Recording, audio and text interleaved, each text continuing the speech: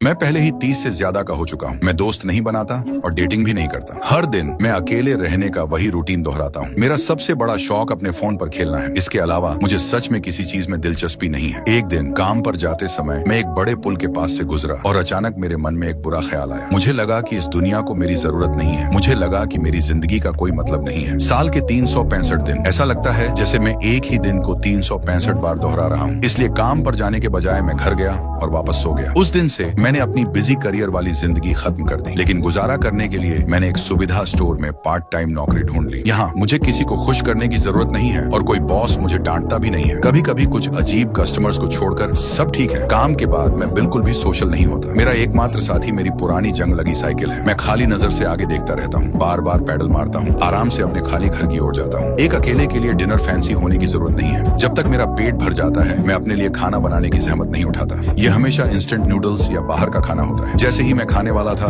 मेरी माँ का अचानक फोन आया। अपनी चिंता दिखाते हुए उन्होंने ऐसे सवाल पूछे जिनसे मुझे असहज महसूस हुआ। काम कैसा चल रहा है? क्या तुम्हें कोई बॉयफ्रेंड मिला? उन्हें खुश करने के लिए मैंने झूठ बोला। असल में मेरे ऑफिस के कपड़े बहुत समय से अलमारी में पड़े थे। मेरे साथ काम करने वाला लड़का कॉलेज से नया ग्रेजुएट था। वह यह नौकरी सिर्फ थोड़े समय के लिए कर रहा था। वह मुझे मेरे छोटे दिनों की बहुत याद दिलाता था, जो करियर के लिए उम्मीदों से भरा था। हमने कैजुअली बात की और इससे पहले कि मुझे पता चलता शिफ्ट बदलने का समय हो गया था। मैंने उसे विनम्रता से नमस्ते किया और जल्दी से अपनी जगह से चला गया। घर जाने से पहले मैनेजर ने मुझे बताया कि अगले बुधवार को नाइट शिफ्ट वाला लड़का अपनी गर्लफ्रेंड के साथ बाहर जाना चाहता था और उसने पूछा कि क्या मैं उसकी जगह काम कर सकता हूँ। मैंने हाँ कर दिया। बेशक आखिरकार मुझे कभी ना कहना नहीं आता और मुझे मना करने का कोई कारण भी नहीं मिलता। इसके अलावा जब मैं घर जाती हूँ तो मैं वैसे भी अकेली होती हूँ, बस खाली जगह को घूरती रहती हूँ। नाइट शिफ्ट के दौरान मेरी कोवर्कर एक ऐसी इंसान थी जिसे बात करना बहुत पसंद था। वह अपने बॉयफ्रेंड के बारे में शेखी बघारना बंद नहीं करती थी। फिर उसने अचानक पूछा कि क्या मैंने कभी प्यार किया है। माहौल तुरंत अजीब हो गया। मैं अजनबियों के ज्यादा करीब नहीं जाना चाहती थी। मैं नहीं चाहती थी कि कोई